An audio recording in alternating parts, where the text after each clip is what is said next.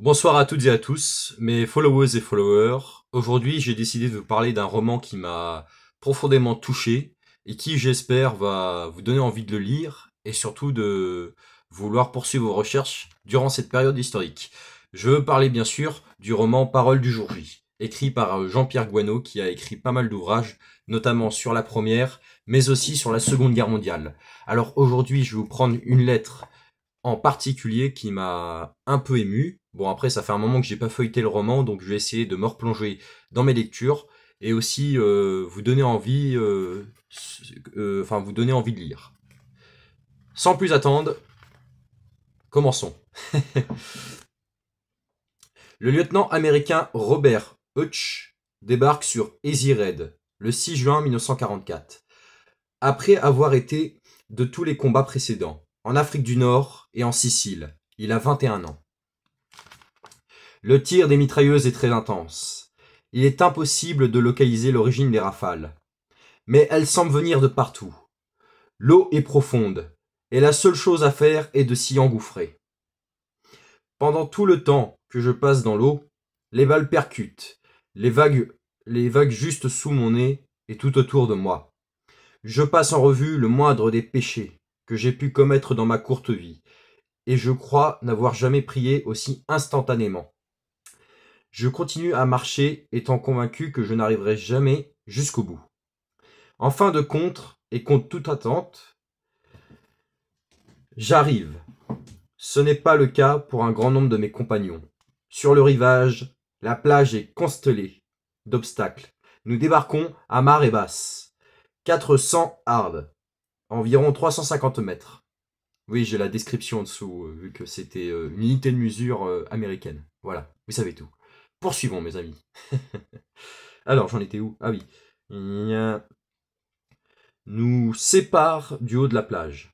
Il y avait une dune qui a fait à peu près 3 pieds de haut, environ 90 centimètres.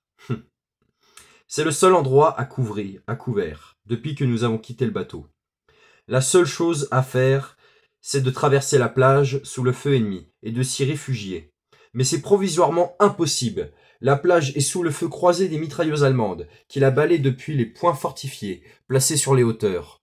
Je progresse sur environ 30 hardes, environ 27 mètres, et je me plaque sur le sol. Les balles viennent de partout. Quand je heurte le sable, une balle transperce mon sac, ma radio et son antenne. À un autre moment, c'est un obus de mortier qui éclate à 10 pieds, environ 3 mètres, de moi. Le souffle m'assomme pendant quelques secondes. Finalement, je parviens à atteindre le fond de mer. Je suis le premier de la vague d'assaut à le faire, et je n'arrive pas à comprendre par quel miracle j'y suis arrivé. Je me retourne alors pour observer la façon dont ma section essaie de s'en sortir. Le spectacle est horrible. Il y a des hommes qui meurent un peu partout. Les blessés sont incapables de bouger et commencent à se noyer dans la marée montante. Et comme les péniches d'assaut brûlent, ils n'ont plus aucune possibilité de refuge. 80% de nos armes, y compris la mienne, ont été mises hors de service par le sable et l'eau salée. Les Allemands sont encore dans leur blocos, et avec les obus qui continuent à pleuvoir, le front de mer n'est pas l'endroit rêvé. Finalement, nous trouverons le moyen de liquider les blocos allemands. Robert Hutch. Voilà, mes chers amis, c'était un petit extrait du roman de Paroles du jour J de monsieur Jean-Pierre Gouaneau. J'espère que cela vous a bien plu, et je continuerai à faire des vidéos, notamment sur des romans de la Seconde Guerre mondiale, mais aussi de la Première Guerre mondiale. Je vais vous montrer quelques ouvrages que j'ai achetés très récemment. Enfin, ça fait un petit bout de temps. Paroles de poilu de Jean-Pierre Gouaneau, qui est de la même collection. Ainsi que ceux de 14, mais ça c'est de Maurice Genevaux, un ancien combattant de la Première Guerre mondiale qui a rédigé aussi ses mémoires et qui vous fait le témoignage de sa vie au quotidien durant la guerre de tranchées. Ce que je recommande vivement. Aussi très intéressant, bon je sais pas si vous le voyez bien vu que je l'ai recouvert pour pas qu'il soit abîmé. Paroles de poilu les poilus de Jean-Pierre Gouaneau. Et enfin ça c'est ma petite pépite que j'ai acheté très récemment, j'en suis assez fier de ma nouvelle acquisition.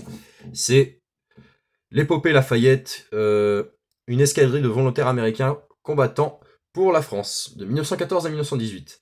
Donc ce sont des Américains qui se sont enrôlés dans l'armée française pour combattre notre bon vieux drapeau tricolore. Donc voilà, j'espère que cela vous a bien plu. N'hésitez pas à me donner vos impressions, de vous donner des commentaires et surtout de vous abonner pour que je fasse encore plus de contenu.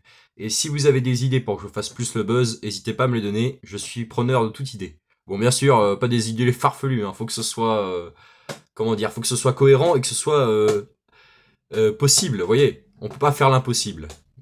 Enfin voilà. Mais bon, vous savez ce qu'on dit, impossible n'est pas français. Bon allez, sur ces belles paroles, la nuit porte conseil, dormez bien. Non, je rigole. Je vais refaire 2-3 vidéos avant d'aller dormir. Allez, ciao.